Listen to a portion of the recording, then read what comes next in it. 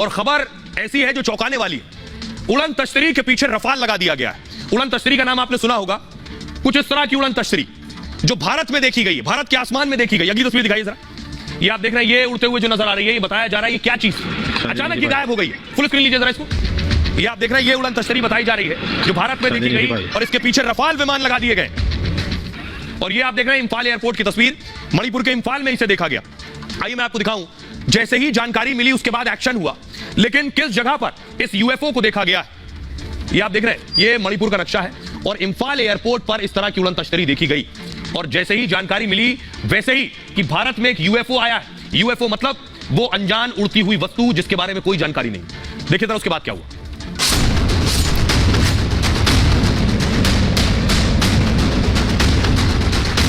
भारत में उड़ती दिखी उड़न तश्तरी।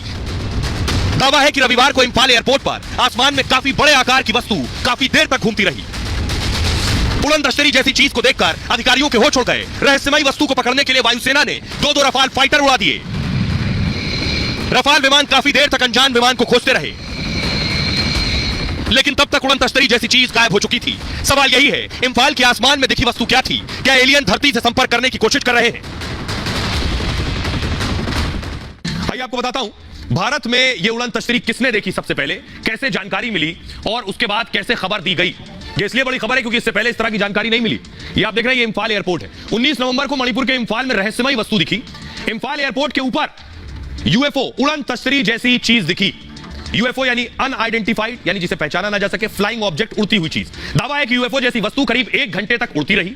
दोपहर 2:30 बजे सीआईएसएफ के जवानों ने आसमान में उड़न तश्तरी के बारे में जानकारी दी। सीआईएसएफ यानी केंद्रीय औद्योगिक सुरक्षा बल। एयरपोर्ट की जो सुरक्षा की जिम्मेदारी है वो अमूमन सीआईएसएफ के हाथ में होती है। सीआईएसएफ के जवानों ने पूरी जानकारी एटीसी के अधिकारियों को दी, यानी एयर ट्रैफिक कंट्रोल को जानकारी दी कि आसमान में कोई चीज उड़ रही है।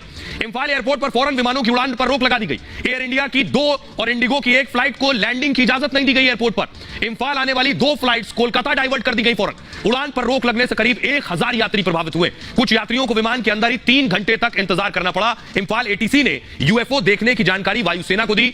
सुरक्षा कारणों से एयर स्पेस का पूरा नियंत्रण वायुसेना को उस वक्त दे दिया गया, यानी वायुसेना को जानकारी दी गई। हमारे साथ एक्सपर्ट सृजन पाल जुड़ रहे हैं। सृजन पाल जी, जरा दर्शकों को बताइए कि ये यूएफओ, पहली बार सुना है कि भारत में यूएफओ देखने को मिला। ऐसी कोई चीज होती है, ऐसा संभव है, मुमकिन है?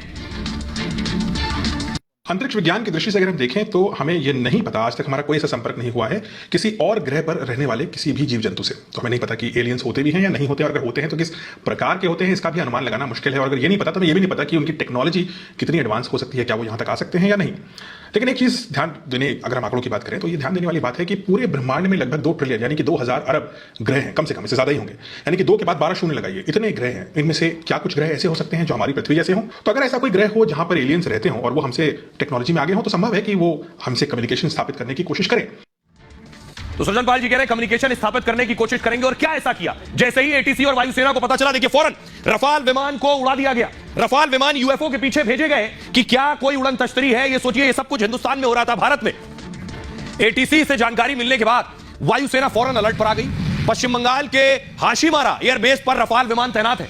वायुसेना ने फौरन एक रफाल विमान को इंफाल के लिए रवाना किया। फाइटर जेट ने आसमान में काफी दूर और ऊंचाई तक उड़ान भरी। रफाल के पायलट को आसमान में कुछ नजर नहीं आया। रफाल के रडार पर भी कोई रहस्यमयी वस्तु नहीं दिखी उसे। पहला रफाल फाइटर जैसे ही लौटा, दूसरा रफाल को भेजा गया। दूसरा रफाल भी अनजान विमान या यान, उसे नजर नहीं आया।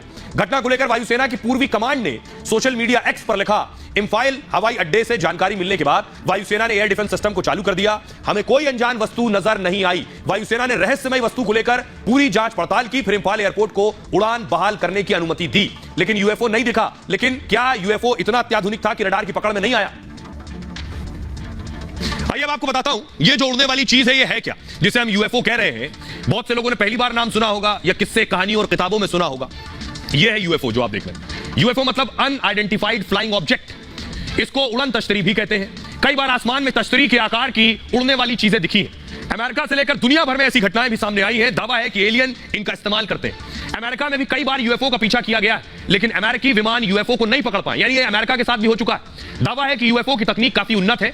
रडार भी यूएफओ को नहीं पकड़ पाते।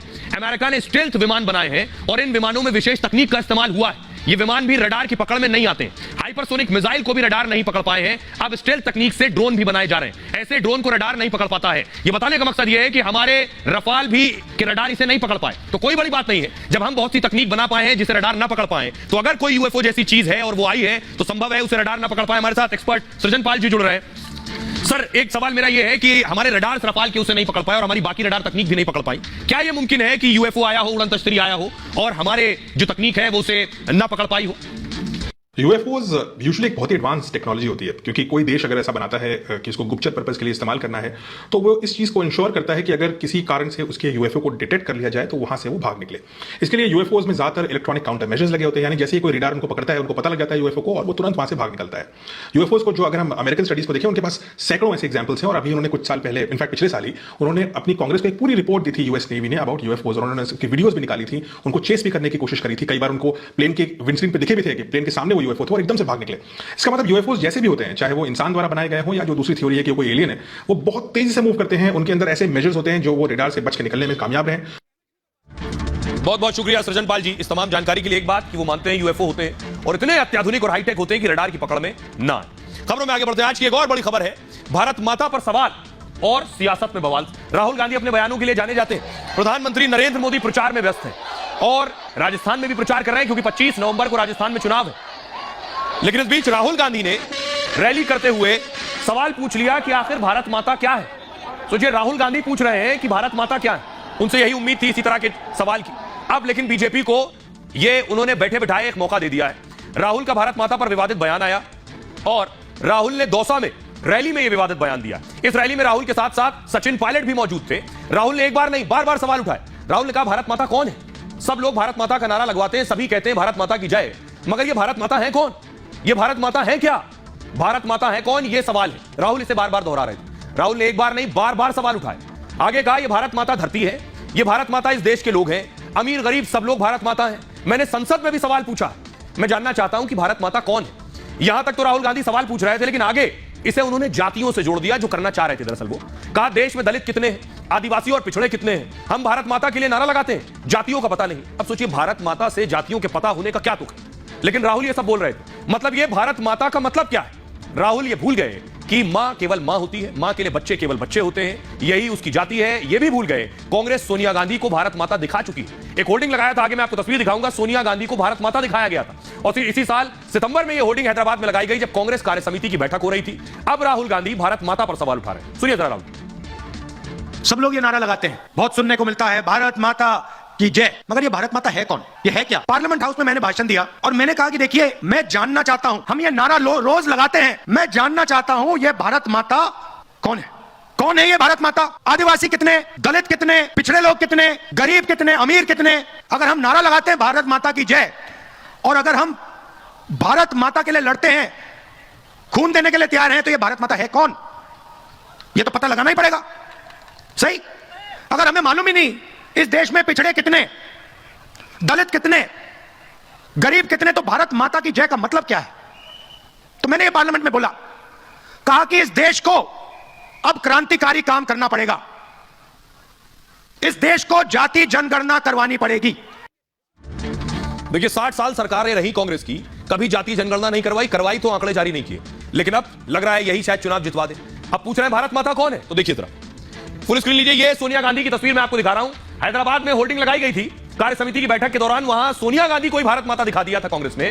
तब सवाल उठे थे, इंदिरा इज इंडिया और इंडिया इज इंदिरा, तो सोनिया गांधी भारत माता और भारत माता ही सोनिया गांधी। और राहुल गांधी पूछ रहे हैं कि आखिर भारत माता है कौन? अब मैं आपको बताऊं कि आखिर राहुल गांधी ये सवाल क्यों कर रहे हैं। इसके पीछे कोरी सियासत है, सिर्फ पिछड़ा वर्ग और उसका वोट बैंक। दरअसल राजस्थान में कांग्रेस फंसी हुई है इस वक्त और चुनावी आकलन कांग्रेस के खिलाफ दिख रहे हैं। कांग्रेस ने सबसे ज्यादा टिकट जाटों को दिए और लेकिन कांग्रेस को बात बनती फिर भी नहीं दिख रही।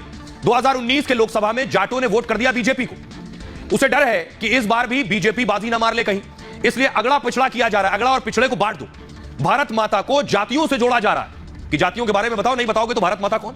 दोनों बातों में कोई तारतम्य और तुक नहीं है। इसके अलावा आपको बताऊं, ये आंकड़े देखिएगा। अब किसने कितने कैंडिडेट्स को टिकट दिया है। जाट कैंडिडेट जो कि पिछड़ा वर्ग में आते हैं, कांग्रेस ने 36 उम्मीदवार जाट उतारे और बीजेपी ने 33। इसके पीछे भी अगला पिछड़ा की सियासत है। कांग्रेस ने 34 दलितों को टिकट दिए, बीजेपी ने भी 34 दलितों को टिकट दिए। आदिवासी 33 आदिवासियों को कांग्रेस ने टिकट दिए, बीजेपी ने 30 आदिवासियों को टिकट दिए। कांग्रेस ने 17 राजपूत कैंडिडेट उतारे, बीजेपी ने 25 राजपूत कैंडिडेट उतारे। ब्राह्मण 16 कैंडिडेट कांग्रेस ने उतारे, बीजेपी ने 20 उम्मीदवार ब्राह्मण उतारे। बनिया दोनों ही पार्टियों ने, कांग्रेस के 11 उम्मीदवार हैं और बीजेपी के भी 11 उम्मीदवार हैं। बताने का मकसद यह है कि कांग्रेस ने जानबूझकर अगला बनाम पिछड़ा करने के लिए ओबीसी कार्ड खेलते हुए पिछड़ों को ज्यादा उम्मीदवारी दी है और कैंडिडेट बनाया है। गुर्जर 11 प्रत्याशी कांग्रेस के हैं और बीजेपी ने 10 प्रत्याशी उतारे हैं। माली कांग्रेस के 4 और बीजेपी के 3 हैं। मुस्लिम 15 कांग्रेस ने दिए हैं, बीजेपी ने कोई भी मुस्लिम कैंडिडेट नहीं उतारा है। यह है राहुल गांधी की भारत माता का असली मायने। अब आपको सुनवाता हूं, सुनिए इस पर सियासतदान क्या कह रहे हैं। संतान भाव जिसमें होगा वो मां की कदर समझेगा। इनकी माताजी तो भारत से है नहीं, तो वो जो भी इनके अंदर आया है उसमें भारत के प्रति संतान भाव है ही नहीं, तो फिर वो भारत को माता क्यों कहेंगे? देखिए, कोई विवादित तो उन्होंने बयान नहीं दिया है। उनके डीएनए में ही भारतवर्ष से उसको कोई प्रेम नहीं है, कोई प्यार नहीं है। और ये मैं इसलिए कह सकता हूँ कि अब कभी भी कांग्रेस पार्टी की कोई मीटिंगों में भारत माता की जय बोलने में लोग बड़ा चाहते हैं। उनके लिए तो भारत माता नहीं है, पूरी कांग्रेस के लिए तो सिर्फ एक ही माता है, सोनिया गांधी माता है। उनके लिए परिवार से आगे कुछ है नहीं, इसलिए वो इस प्रकार की बात करते हैं और सचमुच देश को शर्मसार करते हैं जब इस प्रकार की बात करते हैं। लाखों करोड़ों भारतीय जो हजारों साल से भारत को मां के रूप में देख के भारत माता के रूप में पूछते हुए उनके आस्था पे ठेस लगा रहे हैं, उनकी सोच पर मार कर रहे हैं, ये कहकर कि ये भारत माता है कौन। राहुल गांधी जी ने भारत माता के विषय में जो विवादित टिप्पणी की है, ये बहुत बड़ा अपराध किया है।